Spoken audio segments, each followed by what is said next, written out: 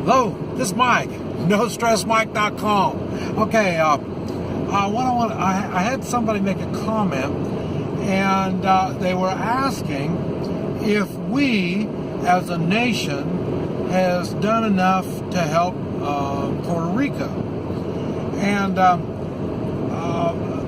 didn't have near enough space to give an answer to the question. But I'll tell you, there's different. I'm going to try to cover everything on this. One thing, it's an island. Anybody, what I've seen, people that were born and raised on an island, they have a different attitude. And there's a reason for that attitude. And the thing is, on an island, the only thing you have is what is brought to that island. So, and you have all these rich people that bring all this kind of stuff, and all this kind of stuff. But in general, you are limited on what you have on an island. Your happiness is more simple. It's more based on simple things. And like I say, it's the people. Remember, I talk about the California people screw up everything wherever they go. They got money, and so wherever else they go, everything seems cheap, and they screw everything up wherever they go. And they bring their California attitude. Okay. Well, the thing is, if you're a mainland person and you move to an island, more than likely you got a lot of money. I mean, if you're going to have a bunch of stuff, if you're going to bring your mainland way of life, you're going to have a lot of money, because everything has to be shipped in, put in on a boat or flown in. You know what I mean? So, and that's why you've given up that simple life that islanders do. Okay, so you got to remember that when it comes to Puerto Rico. Okay, now the thing is,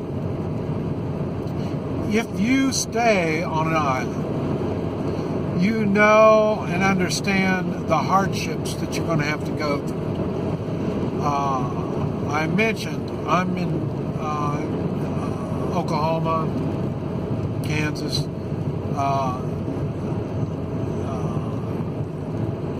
There's a lot of tornadoes, and if I was really scared of tornadoes, I would move. This is the United States. We are free people. We can move.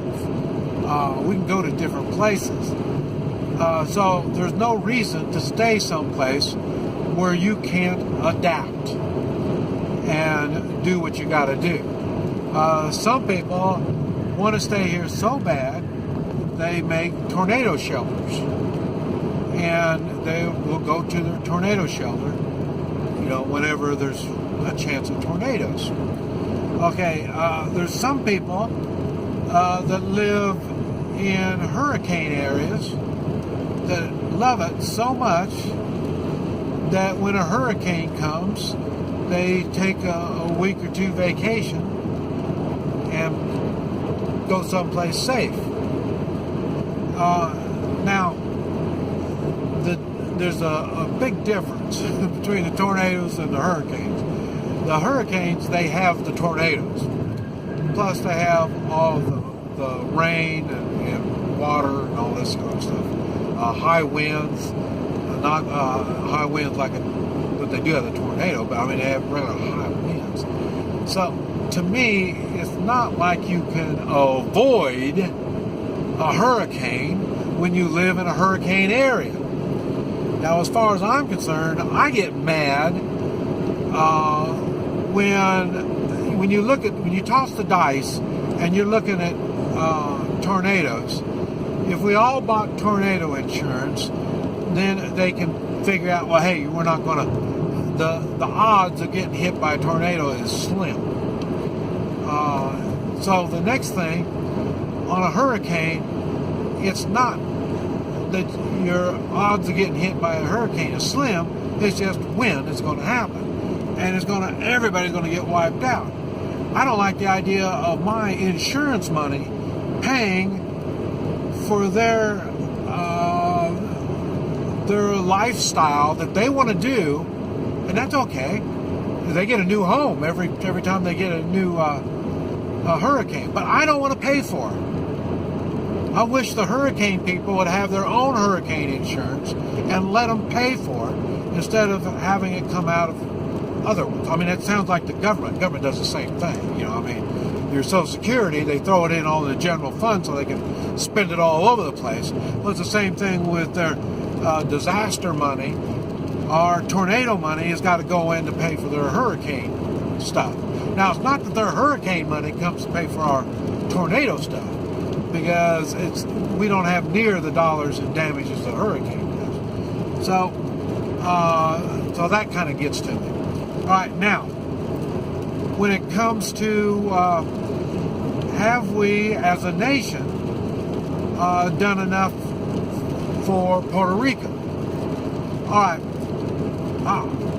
One thing, I make a lot of videos talking about whining people. Okay, now what it is... 8.9 miles, turn left. The reason people whine is they are without hope. They haven't prepared. They haven't thought anything out. So then what do? They whine. Okay, now, now I know Puerto Rico's not a state, but it's some kind of territory or something, wherever that is. But they've got a leadership. That leadership is responsible. Turn left. For them. Left? I don't think so. Gotta fix this.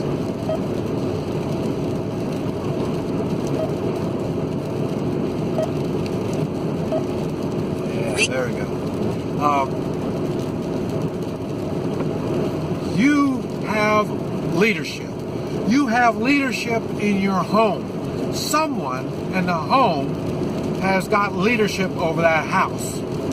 If not, you got equal rights and you got a screwed up life. But someone has to have the final say, and it starts in the house. Somebody's got to be responsible. Okay, then you got your mayor.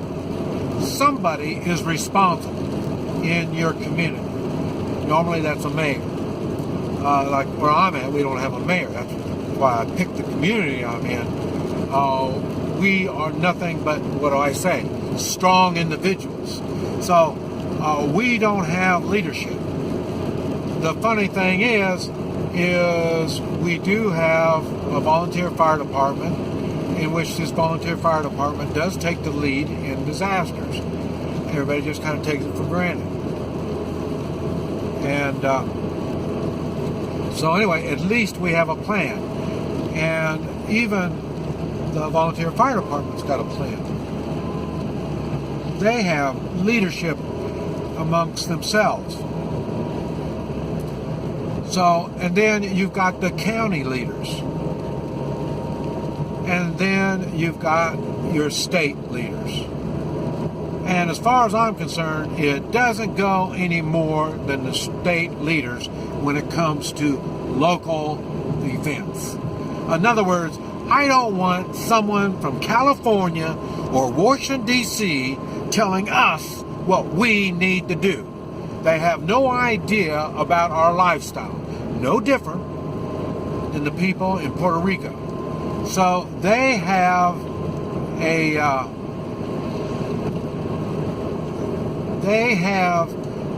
leadership in Puerto Rico. I don't know if he'd be the governor or what they call him, but there's somebody that's in charge. He is the one that is the sole person that's responsible after a hurricane. When we have tornadoes, we don't have tornadoes that big, but when we have tornadoes, Texas, when the hurricane there, the governors are the one that take that responsibility. Now what happens, you should go to the governor and offer whatever kind of skills or stuff you have. And that's what FEMA should do. Go and work under the governor, not take over. That's what happened in Texas, in Houston. The Red Cross went in and acted like they knew what they were doing instead of letting the local people take charge. So there is a system set up, and that is personal responsibility by somebody. Who is going to take this responsibility? If they ran for that office, they are saying they will take that responsibility. That's what they're saying when they take that office. If they can't take that office, if they're unable to take that responsibility, you get rid of them. But that's the way the system is set up in a free way of life. I am sure communist countries or socialist countries, they want to come in and tell people what to do. I'm sure that's what they want to do. They want to show they have value. But the thing is, they do a piss poor job. It has to be done at the local level. And even the governor would go to the county and ask the county what it is that they need, and the governor will make sure that they get it. And it'll be the same thing in the mayor. The county will go to the mayor and say, what kind of stuff do you need to take care of your town? Because the county has got different towns they're going to have to take care of. They can't take care of all of them, so they rely on the governor of those communities. So when you say, have we done enough in the way of Puerto Rico, I guarantee it won't be the same as we did in Houston and New Orleans. We sent stuff down there to them. Now, were they able to, what do you call it, issue this stuff out to everybody properly? I don't know. It depends on their local leadership. So what it is, it's the leadership that counts. I mean, it's not going to do us any good by sending food, water, and clothing to Puerto Rico because it's on an island. They don't have all the ships to do that. And yes, I know they have problems, but they need to look and see what's available to them. I would think that the military, the the Coast Guard, has offered ships. Because there's ships that they generate electricity. There's a ship that they could just make a whole city have its electric. So I am sure they could put electric up there. They're going to need electric to get things going. But like I say, they are living in an area where they ought to be able to start things with little. First thing they need to do is get the mess cleaned out. And so that's the kind of stuff they're going to need help.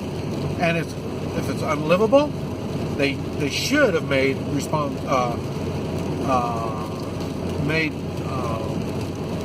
had the forethought to find other places to live in case something bad happened. I don't even live on an island, and I've got different places, not only in the same town that I'm in, the same state I'm in other states, in other countries. I mean, I've made these arrangements already. I mean, what kind of ignorant person thinks that they're going to be staying in one place forever and ever? You know what I mean? You have to think ahead. That takes leadership. This is Mike. NoStressMike.com.